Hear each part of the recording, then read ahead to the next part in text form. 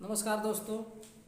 आज हम लोग सीरीज को आगे बढ़ाते हुए पॉलिटी एनसीईआरटी पॉलिटी का क्लास 6 का सीरीज हम लोग स्टार्ट किए हैं, जिसमें आज हम तीसरा अध्याय पढ़ेंगे, जो कि इस एनसीईआरटी में दिया हुआ है कि सरकार क्या है। तो इसके माध्यम से हम लोग समझने का प्रयास करेंगे कि सरकार क्या होती है।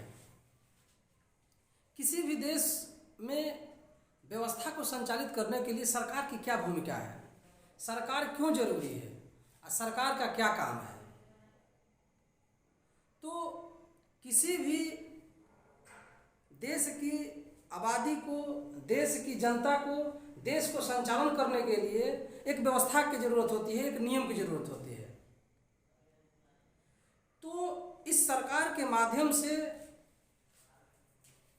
सरकार जो होती है अपने देश के लिए नियम बनाती है, उस नियम को पूरे जनता में लागू करने का प्रयास करती है। तो इस प्रकार हम कह सकते हैं कि सरकार जो होती है वो जनता के लिए प्रशासन का संचालन करती है कि जनता की विधि व्यवस्था किस तरह से रहे, किसी प्रकार की किसी को दिक्कत ना हो। तो सरकार का काम यही है कि वह निर्णय ले और काम करे। अब सरकार का कार्य क्या होता है, हम लोग ने देख लिया कि सरकार क्या है। तो सरकार का काम यही है कि सरकार जो है जनता के लिए प्रशासन का काम करती है, नियम बनाती है और उस नियम को लागू कराने का प्रयास करती है। यदि कोई व्यक्ति अगर इस नियम को नहीं माने तो उसको दंड का प्रावधान भी सरकार करती है। अब हम लोग देखते हैं कि सरकार का करती क्या है। हम लोग देखा कि नियम बनाती है, काम करती है, तो करती क्या है। तो ये सरकार की जिम्मेदारी है कि किसी भी देश के सीमा के अंदर जितने भी जनसंख्या है, जितने भी नागरिक हैं, उनको सीमा की सुरक्षा दे, उनको स्वच्छ भोजन दे, पर्याप्त भोजन उपलब्ध कराए, जिससे कि जनता में खुशहाली रहे, पर्याप्त शिक्षा उपलब्ध कराया जाए कि सबको जो समान रूप से शिक्षा उपलब्ध हो, समान रूप से स्वास्थ्य केंद्र होना चाहिए, हॉस्पिटल होना चाहिए, जिससे किसी को कोई समस्या हो तो अच्छी स्वास्थ्य मिल सके। इस सब सरकार की जिम्मेदारी है। सरकार का काम है अच्छी सड़क हो, अच्छे स्कूल हो, अच्छे हॉस्पिटल हो। सरकार जो है नागरिकों को रोजगार मुहैया कराए, ये सरकार की जिम्मेदारी है, दायित्व है। और इसके बाद जो है सरकार का काम है कि प्रशासन चलाने के लिए पैसे की जरूरत पड़ती है, तो उसको जो है व्यवस्थित रूप से चलाने के लिए कर भी लगाए और जो कर के दायरे में आते हैं उसको जो वसूली किया जाए, उससे जो लिया जाए। सरकार ऐसा काम करे जिससे ज़्यादा से ज़्यादा लोगों को जो है प्रभावित उससे हो, ज़्यादा से ज़्यादा लोगों को लाभ हो। तो ये सरकार का काम होता है, चाहे किसी भी देश का सरकार हो। मूल मोटिव यही होता है, मूल तंत्र यही होता है कि वहाँ के जो उस देश के सीमा के अंदर जितने भी उसके नागरिक हैं, नागरिक को भोजन, आवास, हॉस्पिटल, रोड सुविधा, मनोरंजन की सुविधा उपलब्ध कराए। ये सरकार का दायित्व है, ये सरकार का काम है। अब हम लोग एक राजनीतिक है, उनका नाम है जॉन लॉक। जॉन लॉक छोटी सी भाषा में कहते हैं कि सरकार का जो काम है नियम बनाना काम है और नियम को लागू कराना। नियम जो लागू नहीं करता है उसको दंड देना, ये सरकार का काम है। इसके बाद जो है कि नागरिकों के अधिकार का रक्षा करना, यह सरकार का काम है। तो ये कौन कहते हैं? तो जॉन लॉक के द्वारा ये मतलब की बात स्टेटमेंट कहा गया है।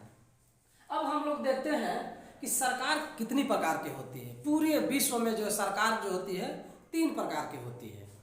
एक सरकार होती है राजतंत्र सरकार। राजतंत्र सरकार में पूरे देश का मालिक एक होता है, वो राजा होता है। पूरे देश के पूरे संसाधन पर, पूरे क्षेत्र पर, पूरे भौगोलिक एवं राजनीतिक धार्मिक क्षेत्र पर एक अधिकार होता है। राजा सारा निर्णय अकेले लेता है। जैसे पहले भारत में राजे रजवाड़े थे तो अपना निर्णय खुद लेते थे, प्रशासनिक हो, धार्मिक हो, राजनीतिक हो, सारा निर्णय लेते थे, तो राजतंत्र होता था। और उसका जो आने वाला जो पीढ़ी होता था वो उसका आने वाला वंशज आगे की पीढ़ी के चलाता था, तो वो राजतंत्र होता था। इसमें मुखिया एक होता था, तो उस तरह की व्यवस्था को जो है राजतंत्र कहा जाता है। लेकिन भारत में राजतंत्र को खत्म कर दिया गया है। एक होता है कुलीन तंत्र व्यवस्था।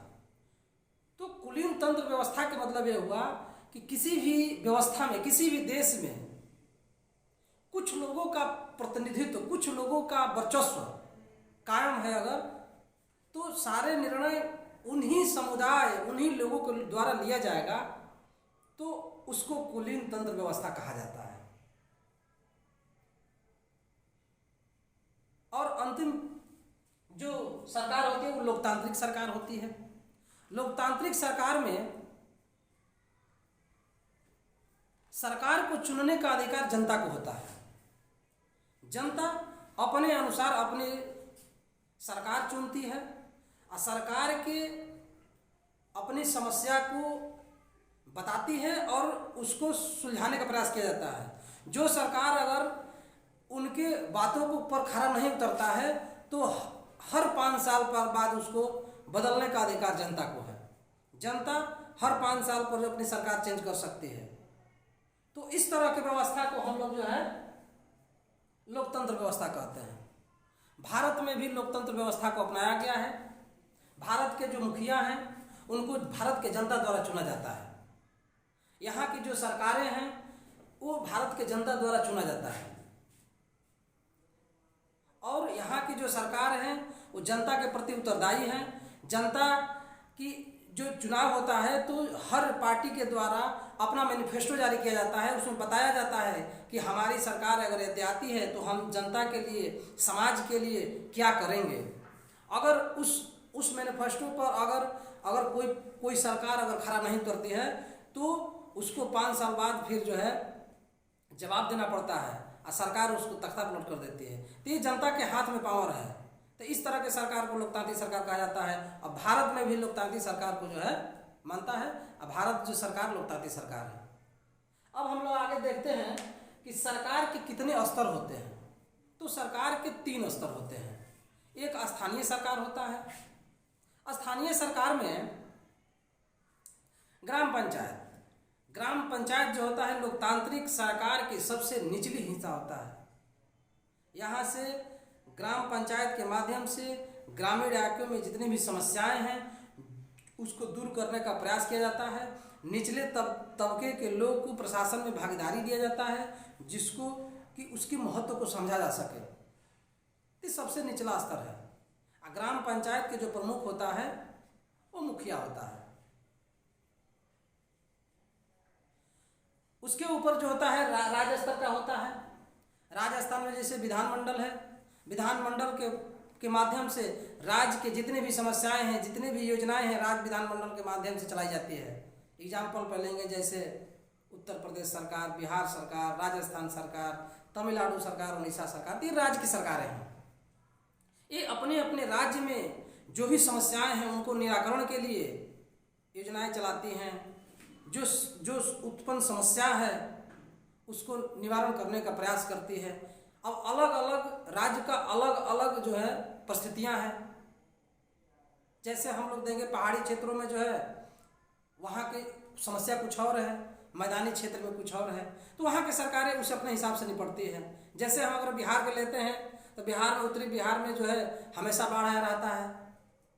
दक्षिणी बिहार में देखते हैं हम लोग हमेशा सूखा से प्रभावित रहता है। ये तो सरकार की जिम्मेवारी है कि वहाँ की जो समस्याएं हैं उससे निपटने का प्रयास करें। तो ये राज्य सरकार की जिम्मेदारी है। अब राष्ट्रीय स्तर पर, तो राष्ट्रीय स्तर पर पूरी देश का सेंट्रलाइज होता है राष्ट्रीय स्तर पर, जो कि हमारा जो संसद है, संसद के माध्यम से जो है जो पूरे भारत की जो समस्या है उसको निराकरण करने का प्रयास किया जाता है। तो हम आज हम लोग देखें कि सरकार क्या होता है, सरकार का काम क्या है, और सरकार कितने प्रकार की होती है और किस स्तर पर सरकार काम करती है। चलिए इसके आगे का अध्याय जो है अगले वीडियो में पढ़ेंगे। नमस्कार। धन्यवाद सर। हाँ,